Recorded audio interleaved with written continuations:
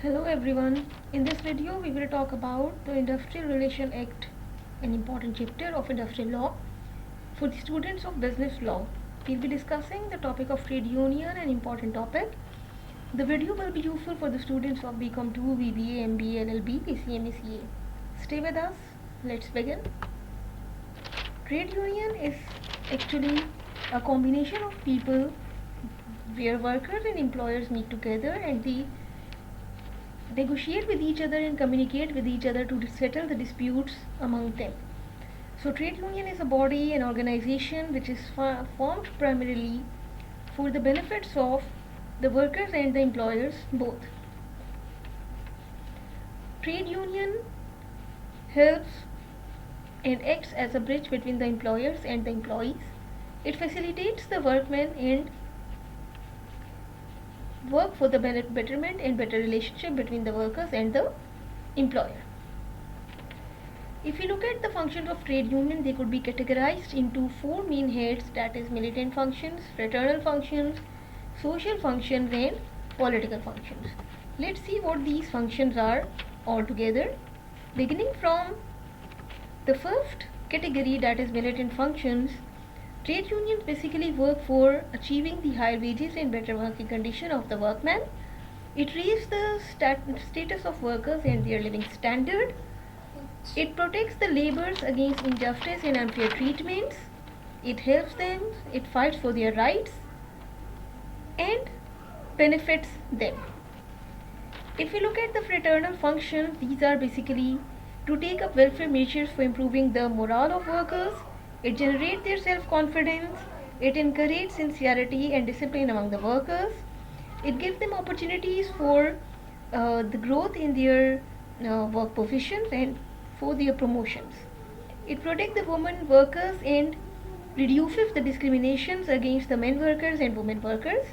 The differences between men and women workers are reduced as an effort or a work by the trade unions.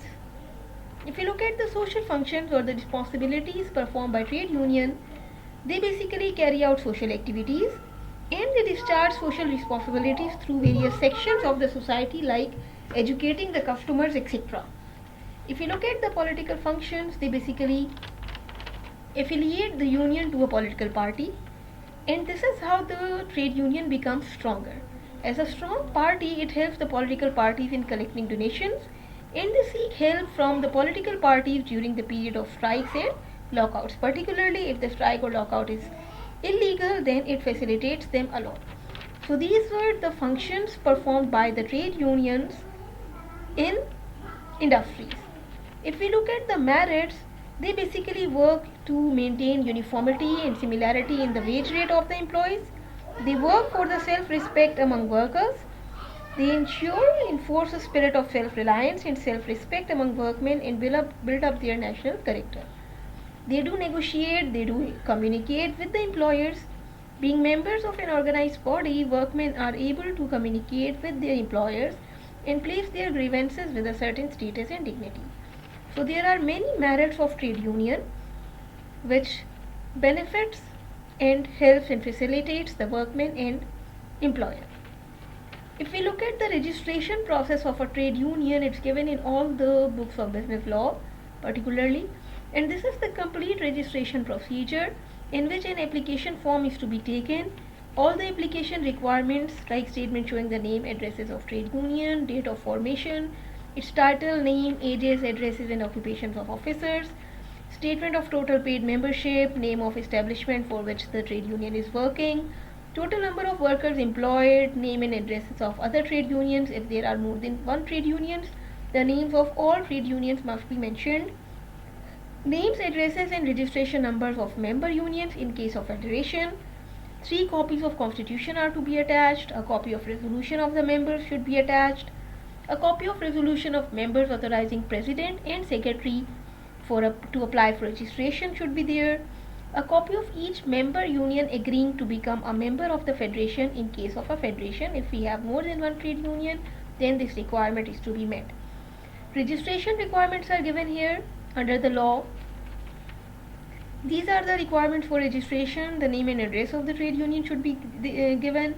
The objective, the purpose for which it is formed, the purpose for which the general funds of the union shall be applicable should be mentioned, the number of persons forming the executive body, if there is any limit, that should also be mentioned, the conditions under which a member shall be entitled to take any benefits, the maintenance of list of members, the manner in which the constitution shall be amended or could be changed, could be rescinded should be mentioned. All these are the requirements for registration which must be followed by the trade union officers. The safe custody of the funds of the trade union, their annual audit once in a year, the audit should take place, the manner in which the audit should take place, the manner in which trade union will be dissolved or end up. It should also be mentioned the manner of election, how will they nominate their office bearers. They should also be describing the procedure of election, the procedure for expressing want of confidence in any officer of the trade union, and the meetings of the executive and general body of the trade union, which should take place at least 3 months, should be mentioned, or at least once every year should be mentioned. It will obtain a registration certificate after being registered. So these all are the procedures which should be mentioned. This is how the registration could be cancelled. If the trade union will contravene any provision, if it will not abide by the rules and regulations of IRO 1969, then the trade union registration will be cancelled. If trade union has contravened any provision of its own constitution, then it will be cancelled or end up.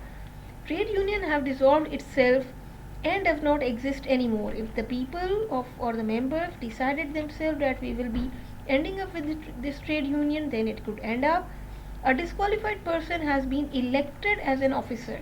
If a person is not having the competency to be the officer of the trade union, then it will be cancelled. So this is all about trade union. Share the video, subscribe the channel for more informative video. Thanks for watching.